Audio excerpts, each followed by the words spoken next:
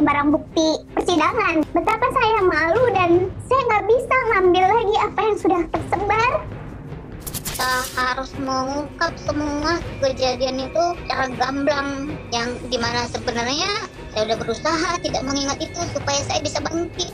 RUU-PKS dikeluarkan dari prolegnas karena alasannya terlalu rumit. Mau nunggu berapa lama lagi, berapa banyak lagi perempuan yang jadi korban kekerasan.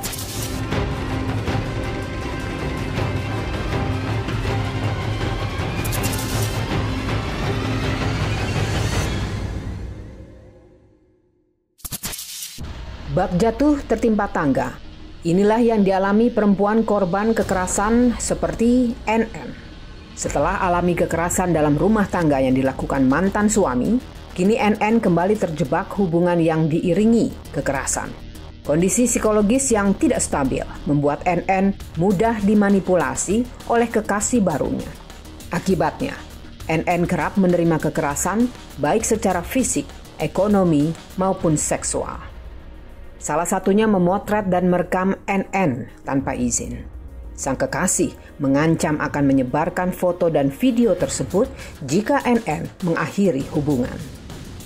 Dia itu memfoto ketika aku tidur, ketika aku mandi, dan lain sebagainya. Bahkan ketika aku secara tidak sadar di-brainwash untuk mau melakukan tindakan seksual sesuai yang dia minta. Jadi waktu awal aku tahu foto-fotoku dan videoku sampai sekarang masih ada di pelaku, aku sangat takut, Mbak. Pertama, karena aku punya background KDRT dan perceraian yang tidak baik. Kalau sampai misalnya waktu itu foto atau videoku menyebar, bahkan ke mantan suami, dengan posisi hak atas asuh anak, itu bisa diambil oleh mantan suamiku. Jadi aku sangat takut. Waktu itu aku tidak pernah bicara. Selama lebih dari setahun, NN terjebak dalam hubungan tersebut hingga membuatnya depresi, bahkan sempat mencoba bunuh diri.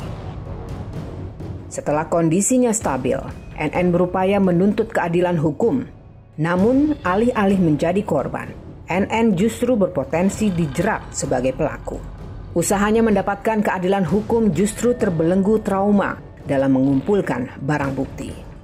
Jadi kalau misalkan aku melapor di undang-undang pornografi gitu, yang kena adalah aku, karena yang terlihat di situ tuh aku.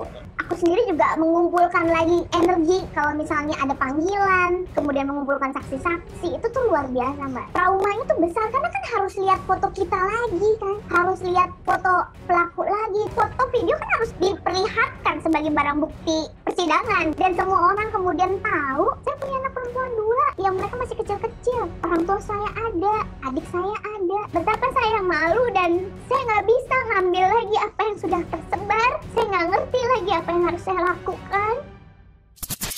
Kekerasan yang dialami NN merupakan kekerasan berbasis gender online atau KBGO. Indonesia baru mengenal istilah ini sejak beberapa tahun belakangan.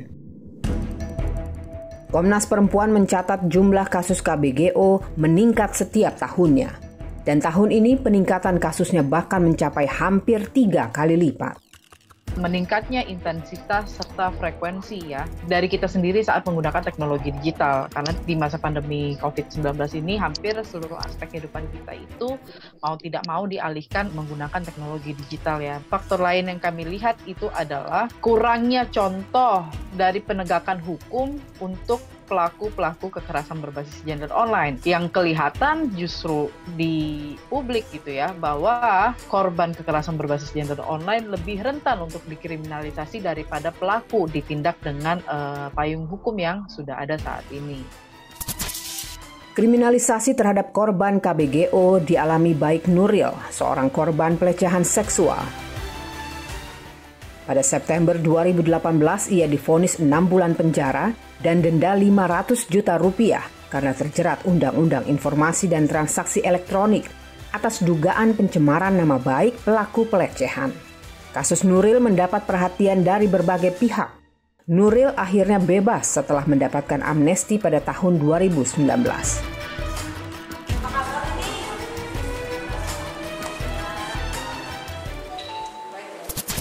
Pasca mendapat amnesti, Nuril mengambil peran sebagai motivator bagi perempuan korban kekerasan yang tengah menjalani proses hukum. Edukasi dan dukungan kepada korban dalam menjalani proses hukum yang rendah menjadi alasan Nuril mengambil peran sebagai motivator. Karena saya pernah mengalami ya betapa sakitnya orang menjadi korban pelecehan itu sangat menyakitkan. Karena untuk meyakinkan orang bahwa saya itu korban loh, saya sebagai korban pun sangat sulit untuk meyakinkan seseorang itu bahwa kita itu sebenarnya korban. Kadang stigmanya orang kan, kamu sok ngeladenin. Kadang kan orang berpikir begitu. Nah, untuk meyakinkan orang itu sangat-sangat sulit menurut saya karena kejadian yang pernah saya alami. Jadinya saya ingin memberikan semangat terutama kepada mereka. Mereka harus kuat, itu butuh betul-betul support yang sangat luar biasa dari orang-orang sekitarnya itu. Bagaimanapun mereka juga mengalami trauma ya yang sangat psikis ya, lebih ke psikis. Komnas Perempuan menilai sejumlah payung hukum masih berpotensi menjadikan korban justru sebagai tersangka. Di antaranya adalah Undang-Undang ITE dan Undang-Undang Anti Pornografi. Kita mengharapkan agar Undang-Undang ITE itu ditinjau kembali supaya kemudian ketika terjadi kekerasan gender berbasis online yang mana seseorang itu ada di foto itu tidak kemudian dituntut bahwa dia sedang menyebarkan videonya dia, pada dia sendiri yang kena, tetapi karena dia yang disebarkan dia kena gitu. Nah ini kan sudah jatuh ketimpa tangga ya, dia sudah disebarkan tapi malah masih dituntut oleh hukum. Termasuk juga tadi undang-undang tentang pencemaran nama baik itu, tentang persoalan itu juga kita sarankan agar itu tidak berlaku. Pencemaran nama baik itu tidak berlaku jika yang melaporkan itu adalah korban kekerasan seksual, sehingga dia tidak kemudian dituntut untuk pencemaran nama baik. Lantas bagaimana upaya negara memberikan keadilan hukum bagi perempuan korban KBGO agar tidak balik dijerat sebagai tersangka? Kementerian Pemberdayaan Perempuan dan Perlindungan Anak tentunya berpikir keras dan saat ini tengah berjuang untuk masalah ini melalui upaya pengesahan rancangan undang-undang PKS yang diharapkan akan memberi solusi terkait masalah ini. Tak hanya kekerasan berbasis gender online, jumlah kekerasan fisik terhadap perempuan Indonesia juga masih tinggi. Salah satunya terjadi dalam ranah personal atau rumah tangga. Bukan hanya sekedar kronologi, kita harus mengungkap semua kejadian itu secara gamblang, yang dimana sebenarnya saya udah berusaha tidak mengingat itu supaya saya bisa bangkit.